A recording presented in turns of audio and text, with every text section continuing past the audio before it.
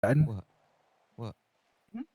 Aduh. Allah, saya tak buat apa-apa. Ayu, awak buat apa? Awak baca-baca dekat ayah saya ke? Weh. Awak santau ke?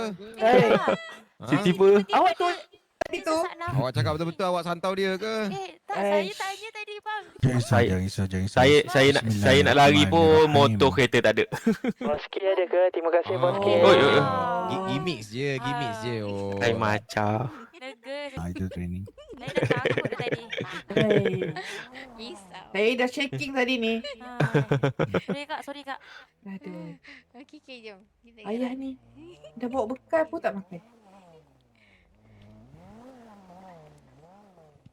Oh, tu ayah dia lah.